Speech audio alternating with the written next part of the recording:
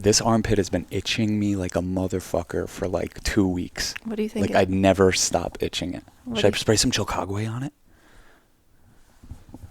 I might need to do that real quick. Otherwise, I'm going to be itching my armpit the whole time.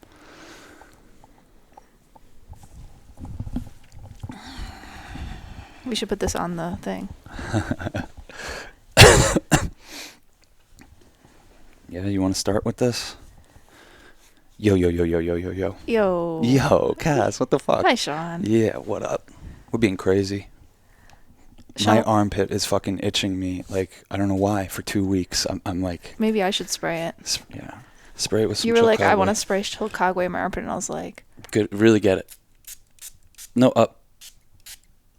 Okay. That should be interesting. Should be interesting. This is legit stuff, though. The Chilcagwe? Chilcagwe.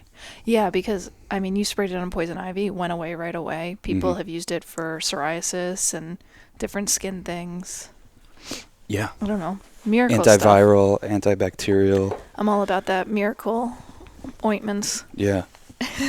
It's good for getting rid of ghosts.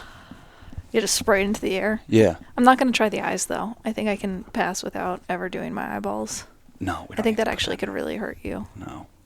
You put it in your butthole. No, only once. No. You're like, no. You did. No, I said, you don't. You shouldn't. I did it once. It was really painful. I think we've covered that territory. Little pain never hurt anyone. Yes, I'm realizing that you're not the only person who gets off on pain. I mean, I know it's like always been a thing that people have like explored, you know, self-hurting themselves and stuff. I know that since I was a kid. I had a friend who was doing that, but you're an adult and you're like finding creative ways to like hurt yourself, but like not leave any scars. I don't know. I think that's like your projection of like if you were doing that stuff. Like that's your projection of protecting your comfort zone. Yeah. Because I'm not hurting myself ever. Like, in fact, it's the opposite. I'm helping myself. Like, when I put that stuff in my mouth or on my lips or on my fucking dick, like, gets the tears going. It doesn't allow for stagnation. You have to focus on something. All of a sudden, you're dealing with something. Right. And I love that. Well, shout out to our buddy Dom, who we were on on a video chat with him the other day, and he puts bitters in his mouth. Yeah. And I was like, now that we're all like mapping the territory of what's possible and what you can kind of like have your body kind of deal with and experience. So we might need a bottle of bitters like for cocktails. Like all this stuff, the Hape, Sananga drops, like they're like Drano. Yeah, it clears energetically. It clears the paths for energy to do their thing.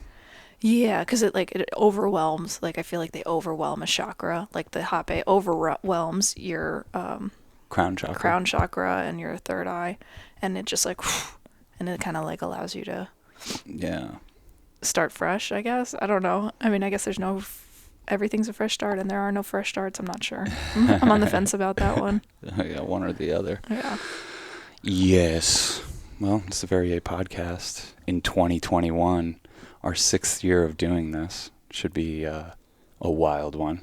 I know. And last year we did the most podcasts. I think that not going anywhere or not having any jobs or whatever really helped our podcast life. Yeah, not having the illusion that there was other things to work on because there wasn't anywhere else to go or nothing else to do. So I think we just must have gotten in a habit where we were doing like 2 a week for a while because we did 60 podcasts last year, which I'm proud of. I think it's cool. Yeah, it's kind of interesting how we've like allowed it to be this thing that we're like, we don't feel normal until we've done it. Like it's part of the practice. Yeah. Like we have a friend we're hanging with and we like are like, got to do a podcast before we hang with them because if we don't do it, we're going to be like a little off. We're only just realizing this. Yeah. I mean, you're talking about addiction, homie. Really? Right? You're talking about withdrawal addiction. Like you don't feel normal till you do this thing. You're addicted. Yeah, because I mean, I think you just put it in your head as like, okay, this is how we move the energy. It allows to enter new realms when you go through it and you whatever. So I don't know. It's just like I feel like as you get older and you realize how important practices are, more practices get added to the list. Yeah. You know, and some shed away. I mean, part of it for me is like burning through thoughts and material that otherwise might like stick around in my head, and I might make them more important than they are, but they're just thoughts. They're just Totally. my dopey little opinion about things. But those could crystallize into my destiny if they hung around for too long. Totally. So like we get on here and it's almost like a journal entry. It's like, let me just burn this energy out of me. Let me just get this out of it because I don't want to give it any more weight than necessary. Yeah, I think you and I are both in the class of like, your thoughts aren't that important. So when people like really give a lot of weight to their thoughts, or like, I've been thinking about this thing, or I need to say this thing, or whatever, it's like, or give a lot of weight to our thoughts. Oh yeah. You know what I mean? And it's just like, we're a couple stoners who are just like just doing a little diary entry, and like you see, like it doesn't happen often, but when it does, it's crazy. People come at us like, what the fuck? Like last time on the last podcast, I was like, yo, fucking New Year, 2020 was dope. You know, we got through it. We did this. Like, fuck collective victimhood. Like, we can have a better spiritual lens on this whole thing. That fucking triggered some dude who was just like writing to me, like going off on me, and fucking paragraphs upon paragraphs. And I'm just like, dude, like, I can't even stand by what I said. I don't know. I was just fucking moving energy. I was just saying something in the moment. I was just trying to fucking have an uplifting thought about things. Yeah, I don't think you're trying to be in denial that like this has been an incredibly challenging year for so many people, and it's been full of loss and heartache and heartbreak and kind of disappointment in our system. And it's more to come. There's so much, but it's like 2020 is going to be looked at as the good old days. That's what I'm saying. I think that's the kind of place that we're in right now. And that we were with my mom last week, and she kept saying, and she's like, you know, I might as well enjoy this. This might be the good old days, you know? And I totally agree. Yeah, totally. It's like we are being left hung out to dry in every conceivable way. Our politicians don't represent us. They represent business interests. You know, our national defense does not defend us. It defends business interests, and it paves the way around the world for us to go in, steal resources, and exploit labor, and do all these things that I think that we've become blinded to because we're so comfortable in our way of life. But as things start to shift with this virus, with people just awakening more, I feel like that's going to kind of find itself being obsolete. Like sooner or later, average people who don't even pay that close attention are going to say, why do we spend billions upon trillions defending this country when we don't even take care of the people here? Yeah, we're going to have 500,000 people have died from coronavirus within the next year. And it's that is a big tragedy. And it's kind of like one of those things, like what we were talking about is how we're eternal optimists in so many ways, and how we have to. We're walking a fucking tightrope. We're artists. It's so fucking like ridiculous. You know, it's tough for us. Totally. So we have to have a certain lens on to get through, to feel like we have purpose here. Yeah, and there's part of me that goes inside, and I'm like, okay, I'm making this work, but it's almost like I appreciate the comments, because when they come through me, I'm like, okay, where am I complacent? Like, where am I not showing up and helping or whatever it is? Like, it's kind of a beautiful mirror. So for that, I'm grateful. Oh, totally. Make us be on our game a little bit more. Keep us on our fucking toes. Yeah, or just say like, oh, we actually don't really give a fuck what anyone thinks, so we're going to go harder. I love when someone stops listening to this podcast. I'm like, cool, you did your work with us. That's it. That's how it feels. Moving on. That's how it feels. Moving on, my brother. You do not need to send me 5 paragraphs about your little part of this conversation. I really don't care. You're a stranger. You're not my friend. And if you're coming at me with that fucking negative energy, like, you're going to see that you don't really fucking earn a place in my heart. So, what the fuck? Everyone has a place in your heart, Shawnee. I know, but you should have to earn it. You should have to earn it with sweetness. I guess you didn't earn a place in his heart, and he just had to tell you. Yeah, whatever. If I trigger some asshole and that means that some asshole isn't listening to our shit anymore, great. We didn't turn off the heat. It's okay. I'll do it right now. All right. While you're doing that, I should mention that we have a new show, the Afterglow Show. It's basically like another podcast that we do after this one, and we put on our Patreon only. and it's a little more personal. it's a little bit more personal, If a little it more can get vulnerable, more personal. a little more chill, a little bit more relaxed. I think basically, like, it's not like stuff we would be hesitant to talk about on here. Some stuff, but it's more like having done this, our vibe is totally much more chill when we do that one. So I think it's going to be a cool thing. You got to sign up for our Patreon, patreon.com/churchofchill to have access to that. And then you also get access to our Discord community and the Church of Chill radio show. Yeah, thank you so much to everyone who is in that, because that's fucking awesome. And yeah, it stays alive and it's thriving, and it's actually like become a real space for me to have like creative energy. Like I'm already thinking about like art challenges we can do and stuff that'll be really cool. So yeah, totally. It's giving me so much life, and yeah, and you can pay any amount, which is kind of the best part about it. Yeah, we don't need a certain amount or anything like that. Just a place to hang out together. And you know we're on to something with that Afterglow show, because your mom already told us. She sent a note like, you should censor that part. You should take this out. You shouldn't talk that much about this thing or that thing. So I don't know. When you're ruffling those kind of feathers, I think it's, you're on to something. Hopefully she doesn't hear this. Your mom gave us a towel that says do something every day that would make your mom nervous. She tells me all the time, like, be young, have fun. And now that I'm actually learning how to have fun, it's like making her a little uneasy, and it's kind of perfect. She's like, whoa, you're taking this to another level. Yeah, because I was like the kid who would like, knit and not like really party or whatever. And she's like, Cass, you're not going to be young forever. You're not going to have, hair or whatever. Like, you should fucking live it up, have a good time. And now that I'm like really having a good time, it can make her a little nervous, but I think more than anything it's inspired her to have a good time in her life, and she seems happier than ever, which is fucking awesome. Yeah, we were just up visiting her in Maine, did a little LSD trip with her. Yeah. Always fun. Mini one. Yeah, a little mini trip. Mm-hmm. It's like a no big deal, like casual, like, hey, what are we doing today? Let's take a bunch of microdoses. Let's take a metadose. Well, this next stage of her life, she's devoted to art, and so LSD is such a great ally to the creative spirit. And it definitely is like a perspective shifter. So when you shift your perspective, you can kind of see things differently. Your art can take different turns that you didn't even really expect, which is just fucking epic. Yeah. Oh my God, it was so fun. We took it, and it was because it wasn't like a flood dose crazy come up. We just got right into like painting and listening to music. Mm-hmm. Your mom made this beautiful painting of me. Yeah. Yeah, I was like so flattered. But she did it with her left hand because she broke her wrist. With her left hand. Yeah.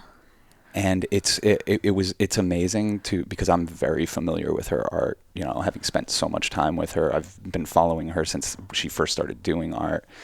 And to see that when she takes acid, it takes on a whole nother dimension. And she would agree. Yeah. And it's not even a dimension she would really want to inhabit all the time. Yeah, like she knows, like when we take LSD that day, it's like this is a psychedelic painting. Mm-hmm. Like I don't want to be represented. This is I don't want to get pigeonholed as doing this kind of thing. This is a psychedelic painting. This is what I'm seeing and feeling. But just like she was just walking us through the process, and like it started off as just like me sitting there DJing. I was like across the table from her, and she just started like sketching it out, and it looked good. And then, she put the window behind me and the plant that's next to me. So it started off a little realistic. And then as it kept going, as the acid started kicking in, she turned the window into a portal, and she turned the plant into this like mystical smoke being.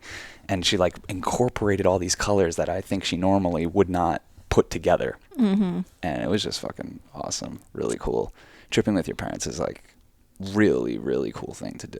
It's so fun. And I think there's been a big shift. I think we were noticing this when we were coming back. We're like, now that because my mom lives like 7 hours away, and that she used to live like 20 minutes away or an hour away. Yeah. And so we would spend an hour or 2 hours with her, and it was kind of like, hey, I'm here, we see each other and it's all nice and everything. But now we like go up there and we're like, chill. We're in the zone. And I think that's kind of can be the same for friends. Like there's a much different hang when you're like, I'll meet you for coffee, than when you're like, come into my apartment and let's spend 8 hours together. Or like Joey's coming next week, and it's like he's gonna be here for 10 days.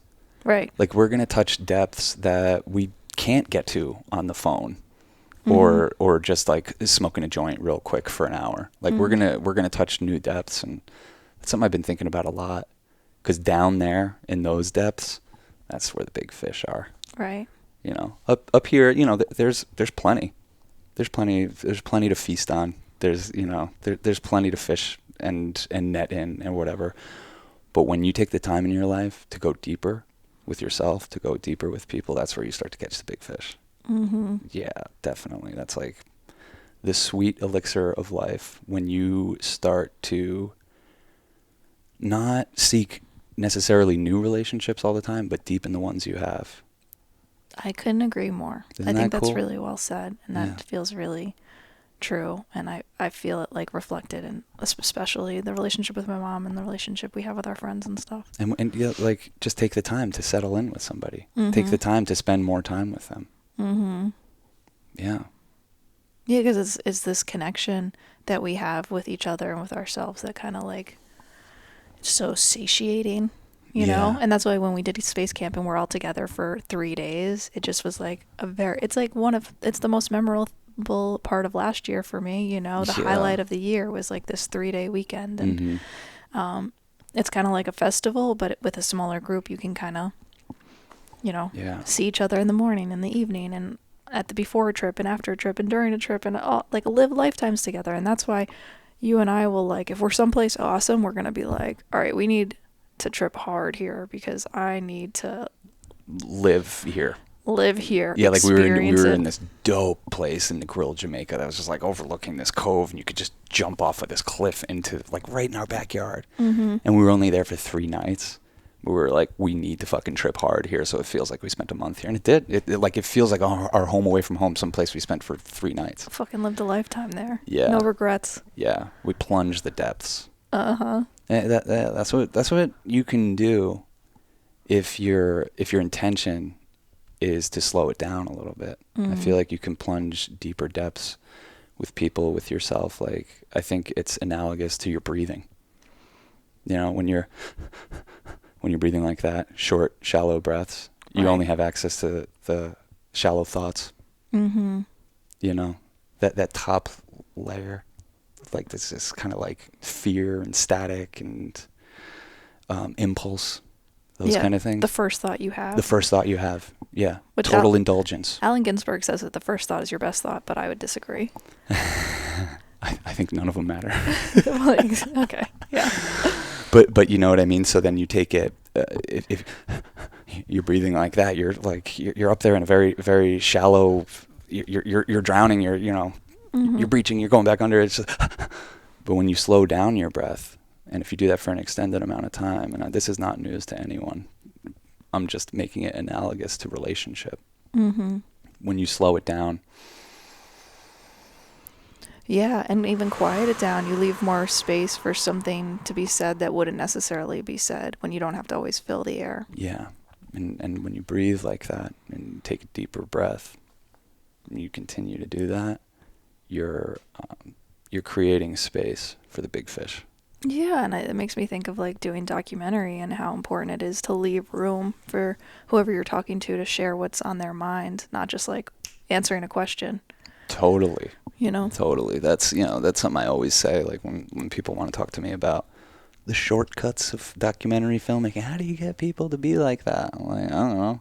I don't ask them questions. Mm-hmm. Even on this podcast, look back at a lot of our episodes, and it spooks some people. I definitely ask questions. Some expert on something will come in here. Yeah. And like we'll just start, and it's not like, so explain to me what because I feel like that more of an interview. An interview is something you kind of like you're doing to somebody. You're thrusting on them. A conversation is like much more of an even exchange. Mm. So even though there might be a camera fixed on you and it's not on me, and it might feel like an interview, I try to earn a conversation. Yeah, that helps it dissolve the roles. Yeah, it helps it dissolve the roles, and once the roles are dissolved, you're gonna get a better sense of who that person is. You're gonna be able to essentialize them more. It's all right there. That's why what we do doesn't take that long. Right. We're not like, the project that we've been working on for 6 years is like, it's not really necessary for what we want to do. Mm-hmm. for what we want to do. I don't want to be precious. I don't want to be precious about this. I don't want to be precious in our films. I don't want them to come off as precious. I want them to come off as real. Real shit. Real shit. Real shit. Using other people, using films, using art, using love, using psychedelics, using music to map the territory. Yeah. And if you just like think about it, how like, you know, how like you'll go to Google Maps, like you type in an address on Google Maps and like there's like all these options to look at it. It's like, oh, you can look at it through the road maps, or you can look at it through a satellite view, or you can look at it through like an infrared thing or whatever. Those are just like different augmented realities to see the territory. And I feel like every time we take LSD or we smoke toad, or we take mushrooms, or we have sex, or we start in a new relationship, we're putting another layer over the map so we could see more, so it can illuminate more, so we might have access to lost dimensions of our soul. That's the way I think of it. Like, it's worth doing it. It's worth going outside your comfort zone. It's worth talking to that person. It's worth writing that email. It's worth taking that tab. It's worth singing that song. Because you're going to illuminate things that I think you otherwise might not have seen because you were just looking at it as the roadmap. And what does Robert Anton Wilson say? The map is not the territory. Right. Yeah, I think it was said for the first time in 1931 by Alfred Korbinski, if I got that right. Yeah, I mean... What's that mean? What he meant by it and what it means is that, like, the territory exists. But how you see the territory and the map of the territory is not the territory. It is your version of the territory. Yeah, you know what I mean? Yeah. We all have different versions of how everyone who listens to this podcast is going to have a different way that they hear it, a different thing that they remember, a different thing that they notice when they look at the image, you know? And so it's like we all have our own filters or experiences that have led us to see things in a certain way, but that doesn't change that something exists outside of us. And that there is a territory, there is a universal reality. And, like, it's such a privilege to be human and, like, think about things and see things and smell things and hear things and taste things. And but you are your own God, but you are everything, but you also are, like, limited in your scope. And that's kind of beautiful because that makes you unique. Yeah. You know? Yeah. Acknowledging that is such it's a freeing thing, that I'm limited in my scope.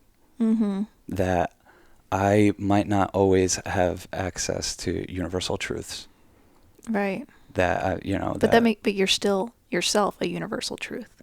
Like you always are a universal truth. So you can't, like, separate yourself from God or universal truth. Like, it just is. Yeah.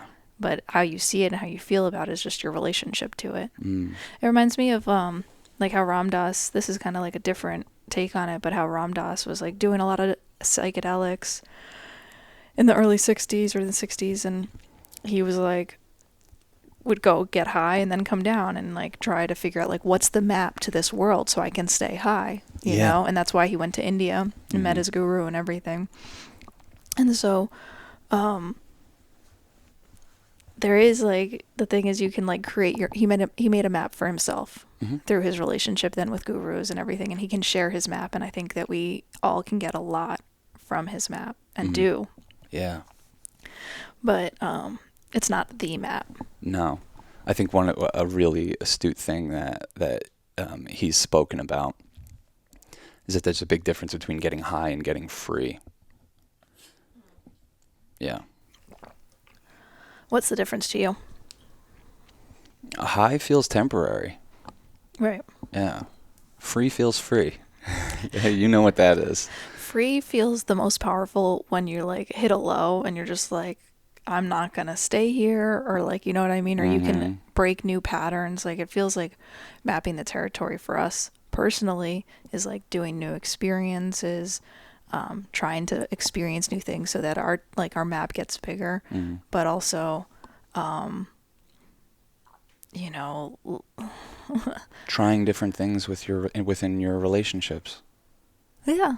Or, yeah, what I was going to say is breaking patterns, you know, breaking the pattern of how you relate to someone, or when someone says something, what it means to you. You know what I mean? Like, it's breaking the assumptions, and it's really fucking hard, and I don't have the answer. I hope you can find it, but, we're all, like, programmed, whether it's astrologically or nurturing, which I think how you were nurtured is related to your astrology. It's like you can predict if someone... Not predict. You could, like, look at someone's birth chart and be like, oh, you had a bad relationship with your mom or whatever it is, like, that's kind of... Your astrology almost is like a blueprint for the life you're going to have, in a weird way, which I'm coming to understand. I don't speak that well to that. Hopefully have an expert on it's a way of mapping the territory. A way of mapping the territory. But, I lost my train of thought a little bit. I'm sorry about that. Oh, no. Are you all cranked up, Cass? Do you need to smoke weed? I probably should bring it down a little bit. I should probably level it out. Do you want to smoke our new bowl or one of these fat fucking joints I rolled? Fat joint. All right. You asked for it. We got gifted some incredible weed. Oh my fucking God. What the fuck is our life? Fucking blessed weed. Like, this is a fucking high spiritual dude who, like, I know sings to these plants. I mean, the weed we get is always blessed because who we get it from is also amazing and high being. But just to taste the fruits of other people's labor and love and care is just so delicious and sweet. Yeah. Weed is such a gift. It's like, it's my best friend. Hey, would this be a good time to read that quote that I wanted to read? Sure. Do you want to talk about what this is? You want to provide a little context, Cass, for the listenership? Last night I was going through the complete annotated Grateful Dead lyrics, the 50th anniversary edition, with a foreword by Robert Hunter, the lyricist, one of many lyricists, but he did a lot of the Grateful Dead songs. Mm-hmm. Be careful with my language here. I'm not probably really sure. Our favorite poet. Yeah, incredible poet. He did most of the lyrics, writing the lyrics, and then they would put music to it. Yeah. A lot of times artists work differently, but besides like 2 songs, like Uncle John's Band and Ripple or whatever, he wrote the lyrics and then we gave them to, Bobby or mostly Jerry Garcia. Anyway. He and Jerry Garcia were childhood friends and, played in bands together and just had very similar sensibilities and ended up writing all these beautiful, legendary songs together. And I think one of the things that I tell people when they'd never heard of Robert Hunter and they want to know, like, what was his deal, like, what was he like, I always think of just, like, it's not even really an anecdote, but the first time Jerry Garcia ever tripped on acid, he was at home with his wife. I think it was like 1964, I think. He was at home with his wife, and he took LSD for the first time, and he was fucking freaking out, and he was having a bad time. And he went over to Robert Hunter's house to soak up some wisdom. Yeah. So when you think about Robert Hunter, think about the kind of guy that Jerry Garcia would go to bring him back to consent reality. Yeah. But this guy had, like, you read me this forward from this book last night, and it is so full of artistic inspiration and new ways of thinking about craft and new ways of thinking about what being an artist even is. So you were reading this out loud last night and we're just like highlighting all kinds of stuff. So why don't you read this piece? This one is about what it's like to be an artist. This is a particularly good nugget. So take from it what you will and what serves you. He says, I'm often asked what it takes to become a songwriter. Either those who write the majority of memorable songs are hypocrites, or this is pretty much the recipe. No one ever said it'd be easy. You can either get a guitar, a pencil, and some paper and do it, or proceed to violate your mind and body to a certain degree to prove your worth of your salt as an artist. You should maybe stop short of running right over a cliff, though 1 or 2 major falls do you no harm if you survive intact. Beware creative writing programs. It is well if you have your heart broken many times and break the hearts of others through your creative self-indulgence. It's de rigueur to do a certain number of foolhardy things with the fair degree of regularity. Or, if a coward by nature, which is perfectly fine, you should learn to cringe at things that cannot possibly harm you, and to fear where there is no reason to fear. If you are so base as to have money, It is recommended you spend it foolishly and make no provision whatsoever for your old age. Unlikely as it is, you'll have one. Above all, recognize that everything you know that is a flat-out lie, or only relatively true in certain restricted and unpleasant situations. Trust only in how you feel about things, not in their so-called reality. Love God ferociously and live like the very devil. Always count your chickens before they've hatched. Compromise in the larger picture, but never on details. Remember that deadlines are for dummies. If you can't neglect an appointment, at least be late. Be of good cheer where others moan, and strike a glum face in the midst of merriment. Remember, you're an artist, and it's your proud tradition to be difficult. Oof. Awesome. Fucking awesome. I love what he says about making no provisions for your future. That really starts to strike a chord with me. That's trust. Right. That is trust. That's trust in yourself and your abilities, and not acting like a fucking squirrel that's going into hibernation, hoarding things away and stashing things away, but showing up to the moment, being open. Yeah, it's so funny. I needed to read this yesterday because this is us in a lot of ways. Like, this relates to us and feels very familiar and validating. But at the same time, it's like, I look at my mom.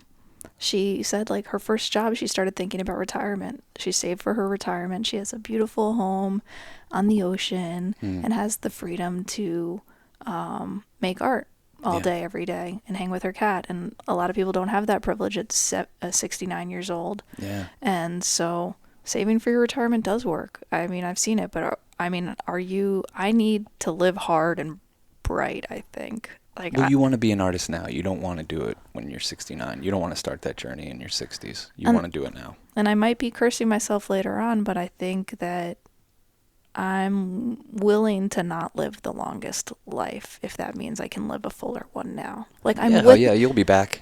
I'm with the love of my life right now. Like, I want to live it big and hard and do it up and experience things. And I don't know. I think there's a balance, and I think that maybe there's not, though. I don't know. I feel like sometimes, especially lately, this sounds crazy, but it feels like my life, it feels like I'm getting like a fucking good blowjob from the universe. And it feels like I earned it with my love and gratitude for that thing. Mm-hmm. Whatever you want to call it, the universe, God, source, whatever. But my devotion to it, my gratitude for it, my small understanding of what it is. And you're willing to seduce it. My willingness to seduce it and trust it has me feel like I'm fucking getting a sweet blowjob from fucking angels all the time. Which is a pretty good way to go through, you know? Mm-hmm. So far, so good. So far, so good. Yeah, but like I relate with almost everything he said in that thing. I know he's trying to be cute and it's funny, but a lot of it by accident is us. You know, if you can't avoid an appointment, you at least show up late. Like, oh my God. That's you. I'm like, I'm not that much of an artist. Like, I look at that and I read certain things and I'm like, okay, I'm not going to be a Robert Hunter, but I'll do my own thing. No, like if you're in the world of pitching stuff and people getting together to approve of your thing or whatever, you want to be the last person in that meeting. Anytime I've done like, you know, I just think back like when I first started directing commercials, I'm like 27 years old and I'm like in fancy ad agencies in their nicest office, long glass table, and 50 people are in the room and another 20 are on a conference call, and it's like, okay, Sean, take over. I was the last person to show up to that meeting. I showed up high and I just fucking did my thing. I just went in and did my thing, found my flow, and booked the job, took care of business. Yeah. Yeah, no, I know. I've always really known that you're like, fuck, well, Sean's an artist. Like, there's certain things about how you operate within life that are different from how other people would do things, and how different at times I have wanted you to do things. I know. And to read that is like so funny, because I've definitely just like, I was young when we got together and I was kind of figuring out like, do I want to be serious or do I want to have fun? And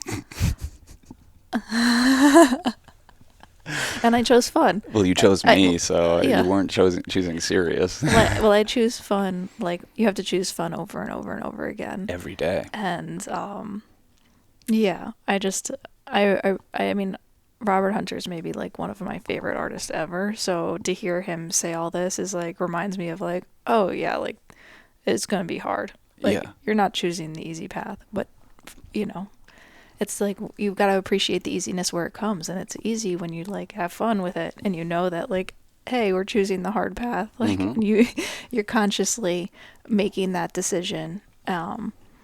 And then you can kind of you cannot be a victim of it, you know, the insecurity we have, the unknown, the all that stuff that goes along with how we live, the vulnerability.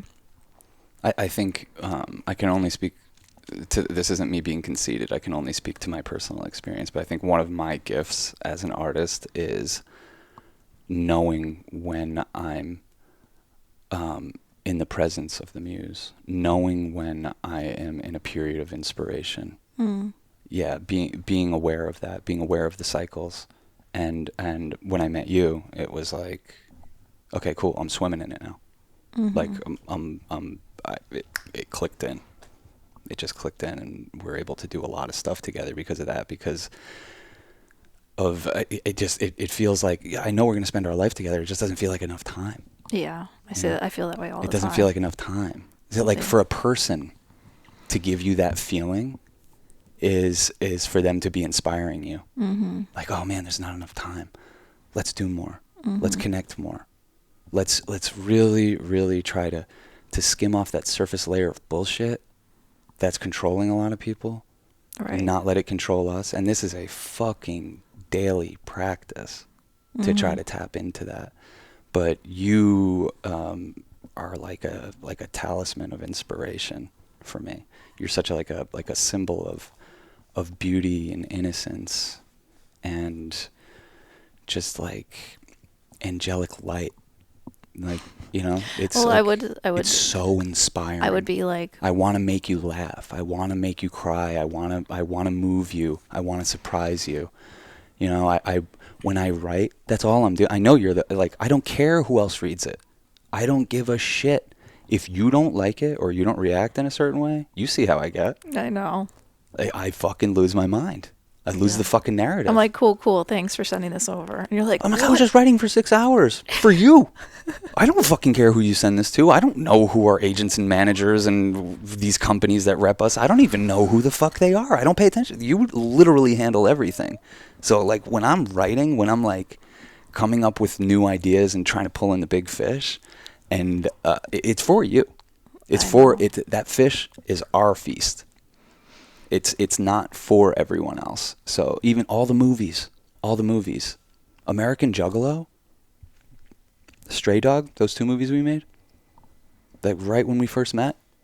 Yeah, we were seeing Johnny. We were seeing a show with Johnny. Johnny Corndog. Who we made Stray Dog about, and you were like, we should make a movie about him. I'm like, yeah, I'd love to. We literally just stumbled into a bar together. We were just like, you know, drunk in love. You know, probably literally and figuratively, just like letting our hearts guide us. Because you and I shouldn't have even been hanging out. That was controversial. I was married. I should not have been even doing that. But our hearts were guiding us through territory that we hadn't mapped. Right. And our hearts guided us into a bar that we normally wouldn't even go into. We went into Union Pool. And Johnny was playing in the back. Johnny Corndog. And he got up there, and I feel like before he even sang a note, like I can remember this like it was yesterday. We were like back by like, you know how those stairs go up to the balcony in that like back area. Yeah. We're just like chilling back there, and he comes out, and I was just like, it's like I knew. It was like meeting you. And I just turned to you, and I was like, we should make a movie about this guy. And we're still friends. You know what I mean? We're still besties. He's like such a bestie. And so it's just been like... We've been friends for 10 years. It's been joy that's given back joy. It's like, you know, we've been friends for 10 years ago. Yeah. Holy shit. That might have been like right around now. January 2011 we filmed that. Yeah. So 10-year anniversary. We like basically like he played that night. He blew us away. Thank God. Because I was already like, we're doing something with this guy or about him. Or I want to do more things with him. You know what I mean? I have like 3 other ideas. I'm so inspired by him. He's so charismatic. He so deserves and belongs on camera. I know. But it was funny because he ended that show that night by saying something like I'd never really heard a performer like that say. Like he was so real on stage. Like, his performance isn't really a performance, it's Johnny. Right. And at the end of the show, he was just in a good mood, and he was just like, let's be friends. And I was just like, I'm taking that like it's like he's talking to me. Yeah. He's like, let's be friends. You know, if you see me, like, say hi. Like, let's be buddies. And I shot him a call the next day. And I was like, we're way into you. You know, we saw you last night. We're way into you. I'd love to make something about you. I don't know what it will be or when it will be. And he was like, dude, I'm going on tour with Dawes, the band, next week. We're going on tour through these obscure clubs and hole-in-the-wall places down the coast of California. And when we get to Southern California, I'm running a marathon. And I was like, that's our movie. Mm-hmm. Let's go. Cool. And we went out there and did it. But it was like very much you and I just like following our hearts. And while we were on that trip, I remember we were with Hillary and Jeff, our cinematographers. And like, it was just going so good. And it was just like, we were just like really starting to navigate like how dope filmmaking could be. It was like it was my fourth film, but I could feel how dope it could be making the movie. Right. And everyone was just so in love, and everyone was so in love with Johnny. And it was just like magic was just happening left and right that whole trip. It was fucking incredible. And Hillary and Jeff were like, so what's the next one? We're like driving in Big Sur. And I'm like, wow, they're putting me on the spot here. Like, fuck, you know, I make one movie a year. I'm investing my own money in this. What do you mean, what's the next one? Like, I'll figure it out. But right in that moment, they were like, what's the next one? I was like, American Juggalo. And they just both were like, what? What is that? I was like, let's go to The Gathering and just film with juggalos. And it seemed to inspire us all, that idea. So that August, we went to the Gathering. You and I very much in love and in lust, and feeling super inspired. And you can feel that in those movies. You could feel it. If you watch those movies knowing that they're really all like our love story through other beings. Well, that's what was killing me about reading this, was hearing like Robert Hunter talk about like the day that he broke down Palace and Ripple. And To Lay Me Down. And To Lay Me Down. 3 of the best songs ever. He was reconnecting with an old love that day. Yeah. You know what I mean? Yeah. Like, there's so much about following love in your life that it helps seduce the muse. Because, you know, the muse is like, it's the angels, but it's also the people you meet. So, like, seducing the people that you're around is, like, your first priority. That's the first art. Yeah. And so, I mean, I want to say I love you so much and I appreciate you. And you're the sweetest. And thank you. Very mutual. Mm-hmm. For sure. Oh, you inspire me so much. It's kind of embarrassing. It might sound like fucking total cornball bullshit. Like we're putting this on. It's not. It's very real. It's very real. The moment I met you, I knew that I was entering another dimension, and I was aware of it, and I was aware of how much it was like Molly. It was like my heart was just like boom, warmth. Like, it's going to be okay. Yeah. It's going to be okay. That's the coolest part about the territory, is that there's potential for you to fall in love. And one of our really good friends, you know, she was a little bummed at the beginning of the pandemic because she's like wants a partner, you know, and it's like, how do you meet people during pandemic? And stars aligned, and she like met this incredible man who feels like a twin flame, and she's like already saying like they're doing this thing together. And we should have them on. I know. We will. And so it's just like, it just gives me so much hope, and I think faith, and I think that's an important thing to keep in mind, that like you deserve the love of your life. Like, look for them and seduce them. You know what I mean? Yeah. Yeah. It's so funny because I feel like karmically what I've had the like great fortune to do within this relationship is like also allow a place where I see you wanting like someone else as the muse. You know, and so like there's a. I don't have a choice. Yeah, because you don't have a choice. You can't be like, Cass is going to be my only muse for the rest of my life. Like, that's not how life works. Like, and that's what I appreciate about Neil Young, is like Neil Young, I mean, broke hearts, did things, broke his band's heart by just being like, sorry, this isn't where the muse is. Like, I gotta go. I had to go in the middle of a fucking tour with Steven Stills. Yeah. He just sends him a fax, and he's like, sorry, man, I can't hang. I gotta go. Yeah, because he had to follow the muse, and I think... And Steven Stills knew that about him. Yeah. And was just like, fine. and just did the rest of the shows on his own. I mean, would you want someone like Neil Young not going around following the muse? No. And even his friends respected that. And that's what I've come to respect about you in a way that actually doesn't hurt me. Like, I just realized that you're a soul out in this universe, as deeply entangled and connected we are. You are your own soul, and you will have your own muses, and like, I'm just grateful for the time that we have together. But also I see that whatever inspires you, like, makes you this brighter flower. And when there's a brighter flower in the room, everyone benefits, myself included.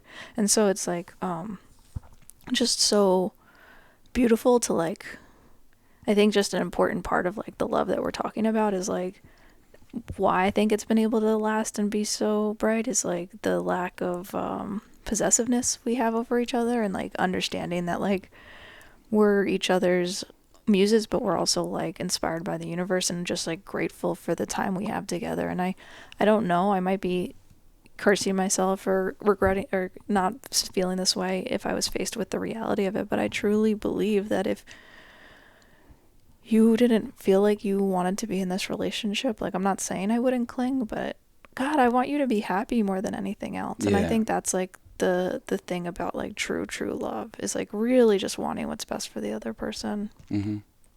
Yeah, without your bullshit all over it. Yeah, without my idea of what the map should look like. You know. Well, our love helped illuminate parts of the territory I didn't know were possible, and that's what love will do. And that's why we say this all the time, but our number one prayer for people that we're close with, I guess for anyone, is that they fall in love. Yeah. It's like, it's a real consciousness shifter. It's the fucking best thing to pray for your friends. Yeah. Is that they fall in love, and that they fall in love again, and that they just fall in love again, and it's with all kinds of things, and it's with all kinds of people. Yeah. Because I think, thinking back just through our art, those projects were motivated by love. We fall in love with the Cam Girls. We fell in love with everyone we met in Oceana. We every film is Les Legs, Alexander Perkins, American Juggalo 2. Every movie we've ever made has been a love letter in some way or another. And you can sense that when you watch them, hopefully. Hopefully, yeah. I think my first 3 films before I met you were at a way different part of my life. I was extremely inspired, and I was extremely motivated, and I was extremely ambitious for those 3 films. But it wasn't love as much as it was grief. I was really struggling with grief at that time, and I needed to move some energy. And thank God I fucking did that. Thank God I did that. It makes me think of a story we read in here last night. Yeah. About Ken Kesey. Ken Kesey, a fucking Mount Rushmore of heads. Of heads, for real. The merry pranksters. Like, he wrote One Flew Over the Cuckoo's Nest and many other amazing things. He was early dosed by like. He started MK doing Ultra, like he was part of all that stuff. he was part of like psychedelic studies. Yeah. Early on, before this shit hit the streets. The psychedelic bust further with the merry pranksters. He took the acid test. The acid, well, yeah. I mean, jeez, Ken Kesey, just a fucking total legend, and he was close friends with the Grateful Dead. He had a kid with Mountain Girl, who Jerry was with in the early days, and at some point, I think in the 70s, late 70s or something, maybe early 80s, tragically, Ken Kesey's teenage son was with his high school hockey team on a bus going to a hockey game, and the bus went off a cliff, and his son died, and he was overwhelmed. He was just completely overwhelmed with grief. And having seen what my parents went through, losing my sister, and that wasn't even sudden, you don't wish that upon your worst enemy. You really don't. You really fucking don't. Losing a kid, what a fucking nightmare. And the Grateful Dead invited him to a show, and they played Broke Down Palace, which Robert Hunter wrote the words for, and Jerry wrote the music for, and they all they all like acknowledged Ken and his grief in that moment. And he said in that moment, his lens on what art was completely shifted from thinking that art was pumping your fist in the air, yeah, like get it, good, to thinking art is that warm embrace. Yeah, hug. The hug for each other. Totally. It can be anything, but someone that advanced in their art to go through something like that at that stage in their life and then get a whole new lens on it and a whole new appreciation for it, a whole new appreciation for his friends, for the Grateful Dead, for his own work. Yeah, to look at what he's doing and why he's doing it. Yeah. And to like make art from a place of like wanting to hug other people. I'm all for that. Yeah. Totally. I'm all for that. That's what that song is too. Yeah. That's the most heart-wrenching song I've ever heard. Yeah. Broke Down Palace. Fuck. And he wrote that on the same day that he wrote Ripple and To Lay Me Down. His love, Robert Hunter's love, helped soothe Ken Kesey's grief all those years later. That was a beautiful story to read, and thanks for remembering it. Yeah. You know what else I love that you said in there, that you read from there last night, is that when the Grateful Dead was first doing their thing, Robert Hunter didn't allow them to publish his lyrics because he preferred that people, if they misheard them, like have their own associations. Just have their own associations and just let it be what it is. Because he said, some of his favorite lyrics of all time were songs he heard and he was misinterpreting the lyrics. Well, once he hears the real ones, he was like, oh, it's not as good as what I was thinking. Yeah, well, he's an incredible lyricist, so I'm like, I don't know if we all, I'm grateful to see his lyrics now. It's such a beautiful, just a symbol of non-attachment. Talk about not being precious. Like, he slaves over these words. Right. He talks about that in that book. Like, these things, they take time to write. He not only cares about how they sound and how they're sung, he cares about how they look on the page. Right. If you compare that to like I think Mick Jagger's a great lyricist, but if you look at his words on the page, it's not like beautiful poetry like that. Yeah. I think because he's the performer and because he's singing them, it's a whole different thing. He's writing the music along with the lyrics, and it's not some other thing. So Robert Hunter's contributions to music and even the way he speaks about art and lyrics is just like such a treasure. Such a treasure. Right on. Yeah. I feel that. Yeah. Let's spark one. Cool. Spark one for Robert Hunter. Cool. And Ken Kesey. Yeah. And Jerry. Yeah. And Pigpen. And Brent. Keith. Mm-hmm. Keith Godshow. Piano player for the Grateful Dead from 1971 to 1979. And then left the band and died in a car accident. Mm. Oh my God. What the fuck? That was horrible. Cass just knocked the cherry off a joint. I literally just stuck my hand straight into the cherry. Remember when the first time you smoked weed and you were just like looking at how does everyone smoke and how do they pass it and like how many times do you puff it before you pass it? I just remember being like so obsessed with like the optics of like looking like I knew how to smoke weed that the first like 10 times I smoked weed was all about, okay, am I doing this right? Like, do I look cool? And like here I am, however many years into smoking weed, I just like stuck my hand right into the cherry. Yeah, you did. It's like, okay. Fucking and I'm total rookie. not even embarrassed because I know I've smoked the weed. Yeah. To be able to do that and not be embarrassed. No, I remember the first time somebody like taught me how to smoke weed. Because I was probably like 2 or 3 weeks into trying it, and I had mainly just smoked. They were like inhale. Mm-hmm. I mean, it is a whole different thing. I need to remind myself to inhale, and sometimes I remind you, and then your eyes go. And sometimes I'm like, yo, weed is crazy. Like, cause I'm a shallow smoker most of the time, to be honest. Like, yeah, you like the Rastas. Yeah. Just like in, out. Yeah, it's not like a big thing, but like when I switch it up and I'm like, it's like almost a little too much. That's where those big fish are. You know what I was also thinking about? Sorry. the fucking Bee Gees were talking about the angels of music, like that you don't write a song, that it comes to you like a visitation. The Bee Gees, man, what a gift. Who would have thought that we would have become huge Bee Gees fans in 2021? Yeah. I've always known their music. I never really thought of them as brilliant songwriters, though, and now I do.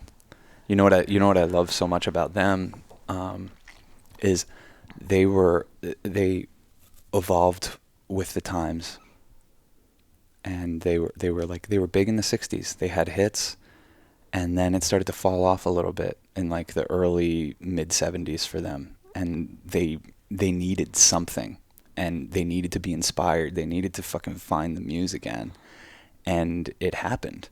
It happened for them while they were in session recording a song.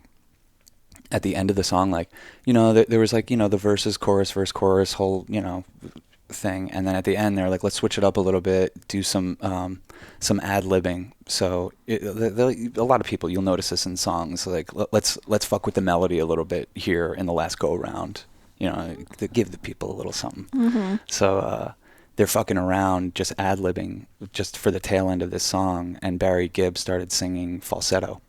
Mm-hmm. And they put that song out and everyone loved it, and they were like, we want more of that. And then he loved using that voice so much, and they loved using that voice so much, that they started to write songs for the falsetto voice. Then came fucking Saturday Night Fever. Yeah, if I'm and they just redefined their sound and the sound of fucking disco. Like, they came up with this whole fucking thing. They stumbled on it by accident, and then it defined the rest of their career.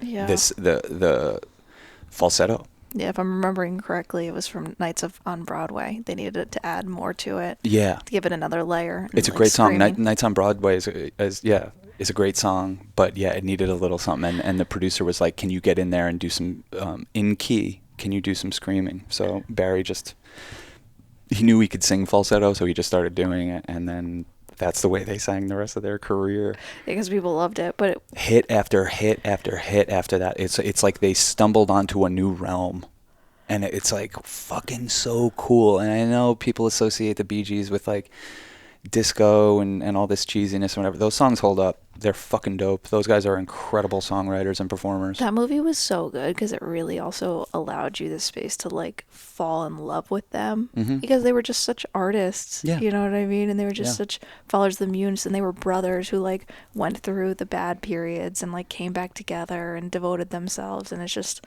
man, that was a great one. Yeah. Highly recommend. And they had to deal with a lot of tragedy. Mm-hmm. You know, constant loss, constant sacrifices to the muse. Because sometimes that's what it requires. Totally. Sometimes that's what it requires. And when you're surfing those realms, like, no one touched those fucking peaks besides the Beatles. Nobody touched those peaks. And they even eclipsed the Beatles in a certain sense. Yeah, Saturday Night Fever is like one of the best-selling records ever. It still is. Is one of the best-selling records ever. It's kind of fucking insane. And the whole thing, we were saying this with your mom, it's like, how the fuck do we know all these songs? Like, I've never sat down and listened to the Bee Gees in my life till recently. How the hell do I know all these songs? And with this movie is bringing on a second, third, fourth coming of them. Yeah. You know? Hopefully we're going to lead the charge. They're going to be the Ween of 2021. Yeah. Totally. Well, this documentary leads the charge, but we were picking up the slack anywhere it is, so. Yeah, totally. Watch that documentary and join us in our new love for the Bee Gees. Yeah, it's good fucking shit. This was fun. Yeah, I kind of have to... I know it's over because we have to pee. Yeah.